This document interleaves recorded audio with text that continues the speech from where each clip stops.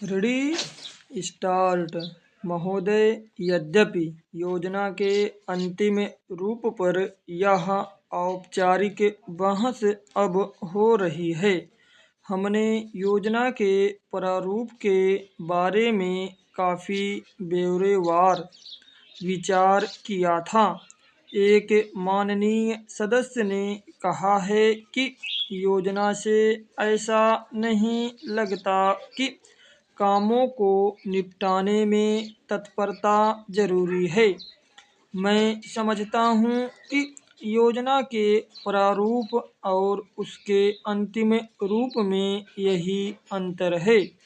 अंतिम रूप में हमने तात्कालिकता पर जोर दिया है, जिसका परिणाम यह है कि उसमें आज की प्रमुख समस्याओं की पहचान की गई है, जैसे बेरोजगारी या क्षेत्रीय असंतुलन अथवा अन्य ऐसी ही बातें।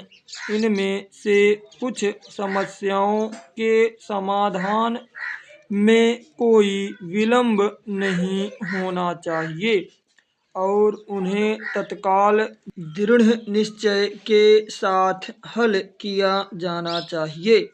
लेकिन कुछ परिस्थितियां ऐसी होती हैं जिनमें हमें काम करना होता है।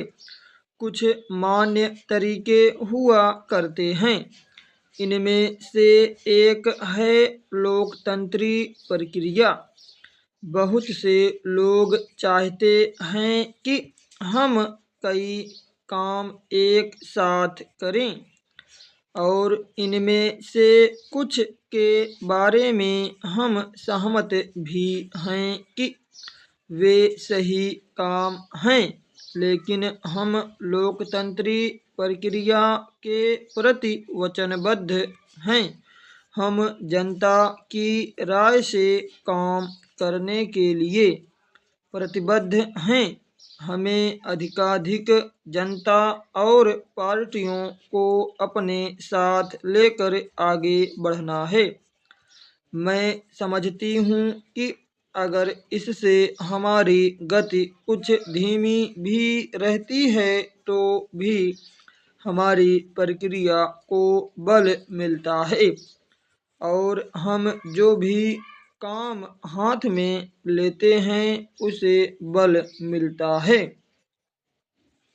दूसरा तरीका मिश्रित अर्थव्यवस्था का है, जिससे शायद कुछ लोग सहमत नहीं हैं, लेकिन जिसे हमने अपने लिए निर्धारित किया है।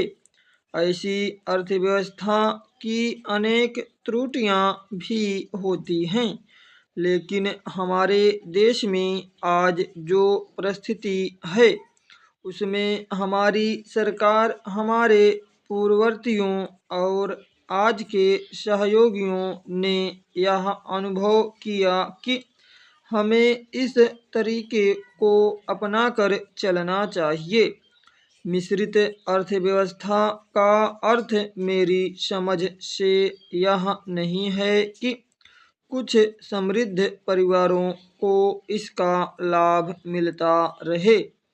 कृषि या लघु उद्योग जैसे अनेक क्षेत्र कमजोर वर्गों के लाभ के लिए निजी क्षेत्र में रखे गए हैं, और हमारी मिश्रित अर्थव्यवस्था के अंतर्गत अपने लिए लोगों को अनेक कार्यक्रम अपने हाथ में लेने के अलावा उनमें अपने लिए काम करना चाहिए। मुझे मालूम है कि स्वाधीनता के तुरंत बाद जो स्थिति उत्पन्न हुई थी उसका कुछ परिवारों, ग्रुपों, व्यावसायिक घरानों ने निजी स्वार्थ के लिए लाभ उठाया। स्टॉप।